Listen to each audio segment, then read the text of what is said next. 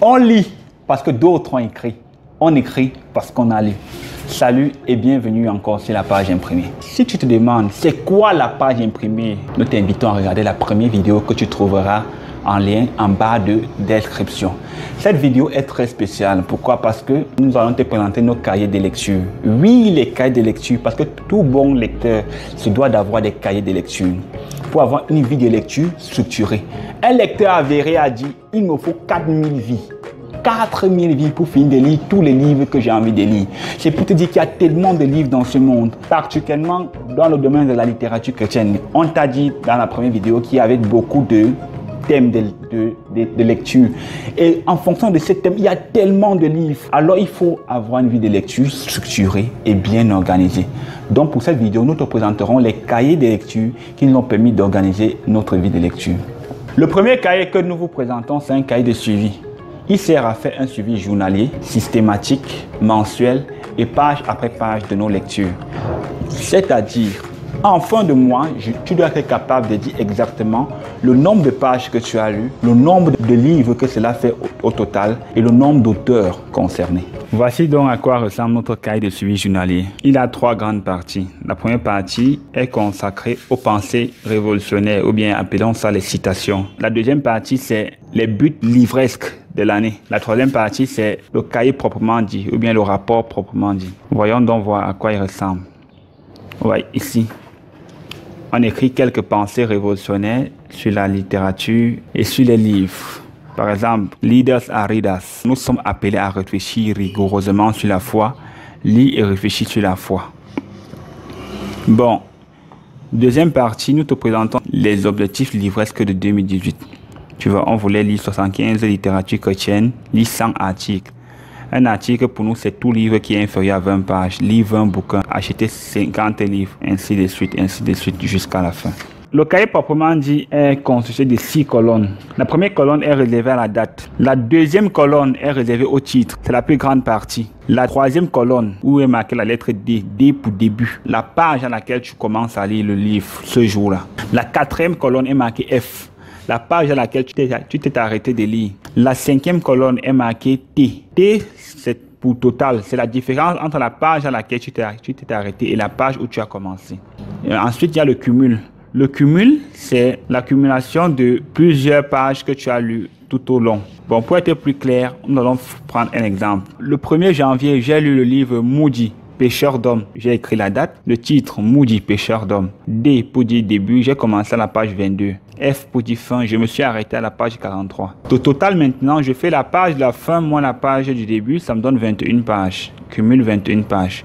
Le même 1er janvier, j'ai lu le livre Reviens à la maison, mon fils, je t'aime toujours. J'ai commencé à la page 38 et 58 pardon, et je me suis arrêté à la page 73, ce qui faisait 15 pages. Parce que 73 moins 58, ça fait 15. 15 plus les 21 que j'avais déjà lu, ça fait un total de 36 pages. Tu cumules les lectures et ainsi de suite. Bon, les stickers rouges, c'est pour dire que quand tu as fini un livre en question, tu le marques avec un sticker rouge pour dire que le livre est fini. Ainsi donc, en fin de mois, j'ai comptabilisé le nombre de pages, 673. Le nombre de stickers, on peut voir 1, 2, 3, 4, 5. Je marque 5 livres achevés, plus un livre en cours. Le livre en cours en question était Délivrance du péché de la paresse. Pour un total de 673 pages que j'ai lu en janvier 2018. C'est ainsi qu'on tient le cahier jour après jour et mois après mois. Le second cahier que j'aimerais te présenter, c'est le grand journal.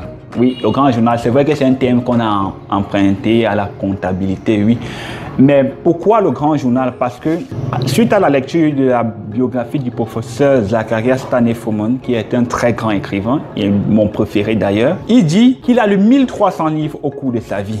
Et je me suis dit, tiens, si un homme a lu 1300 livres, ça veut dire qu'il a compté exactement le nombre de livres qu'il a lus. Raison pour laquelle j'ai conçu ce cahier, le grand journal, qui me permet de compter le nombre exact de livres que j'ai déjà lus. Bon, je dois avouer que je tiens ce cahier depuis 2009. Donc, avant 2009, je ne comptais pas le nombre les livres que je lisais. Donc, le grand journal nous permet de connaître le nombre exact de livres que nous avons déjà lus. Le grand journal est divisé en 2 grandes parties. La première partie, c'est ton objectif livresque à long terme. La deuxième partie, c'est le cahier proprement dit. Il est divisé en 7 grandes colonnes.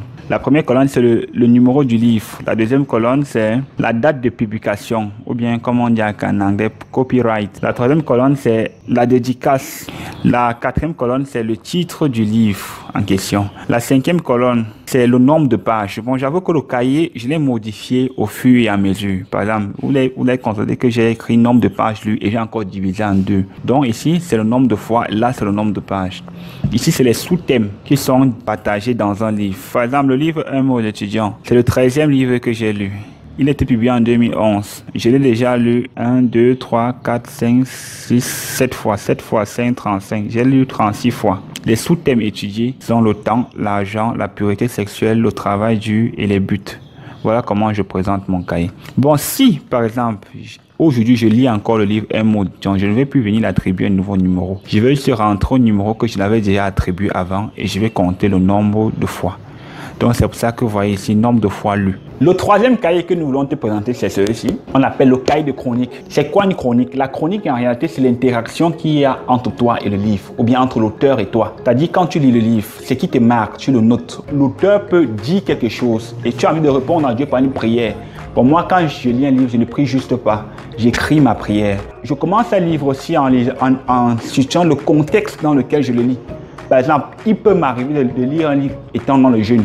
J'écris au début de ma chronique. Je lis ce livre étant par exemple au 3e jour de jeûne. Dans la chronique, tu extériorises ce qui se passe en toi dans le cahier de chronique.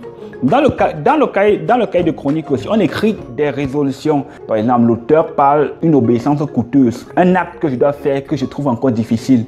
Et j'écris dans ce cahier, Seigneur Jésus-Christ, je dois faire telle chose, aide-moi à le faire. Le cahier de chronique, il est divisé en deux grandes parties. En première partie, c'est la table de matière, mais sur laquelle nous reviendrons plus tard. La chronique ne se fait pas après la lecture, c'est-à-dire c'est pendant la lecture. C'est avec ces petits bouts de papier comme ça, pliables et légers, que je marche avec dans le livre. Il me permet de prendre des notes partout, parce que je peux transporter ce gros cahier partout où je vais. Alors sur le papier, voici ce que je note. Le titre du livre, le nombre de pages que le livre fait, la maison d'édition, la date de publication ou bien copyright, le nom de l'auteur, la série ou bien le genre de livre, la date à laquelle j'ai commencé et la date à laquelle j'ai fini. Bon, voilà comment est-ce que le cahier se présente en réalité. Ici, j'attribue le numéro de ma chronique, qui est le numéro 35 par exemple. Je mets le titre, je mets le nombre de pages, la date de publication et la maison d'édition. Je mets le nom de l'auteur, je mets la série ou bien le genre, la date à laquelle j'ai commencé, la date à laquelle j'ai fini. Là, c'est l'en-tête que je dois remplir. Ensuite, je note donc mes impressions, mes interactions avec le livre, ce que l'auteur dit. Quand je cite l'auteur, je mets en crochet et en rouge, et ainsi de suite, et ainsi de suite. Et s'il y a des sujets de prière, je fais des sujets de prière clairs et détaillés dans le cahier. Maintenant, revenons à la première partie. C'est la table de matière. Si quelqu'un vient me dire, est-ce que tu as lu le livre Comment réussir dans la vie chrétienne? Je sais que c'est ma 35e chronique. Si je veux lire un bref résumé, je sais comment me retrouver grâce au numéro que j'ai attribué au livre dans la table de matière. Donc, la table de matière se remplit au fur et à mesure. Quand je lis un nouveau livre, je l'attribue un nouveau numéro que je viens de marquer. Si je lis un livre qui avait déjà un numéro, je n'attribue plus un nouveau numéro. Même si j'ai fait une nouvelle chronique, je l'attribue un numéro qu'il avait déjà. Nous sommes donc parvenus au thème de cette vidéo sur les cahiers de lecture. C'est-à-dire les cahiers que tout bon lecteur devrait avoir. 1, 2, 3. Pour avoir une vie de lecture organisée, suivie, systématique et avec un but en vue. Et nous te quitterons donc sur cette jolie pensée révolutionnaire. Les grandes révélations portent en elles-mêmes des grandes responsabilités. Répète après moi. Les grandes révélations portent en elles-mêmes des grandes responsabilités. Extrait du livre L'art de l'intercession du professeur Zacharias Tanner-Forman.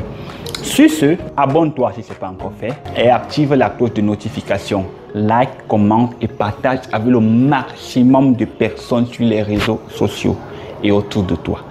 En attendant notre prochaine vidéo, que Dieu te bénisse et surtout, lis.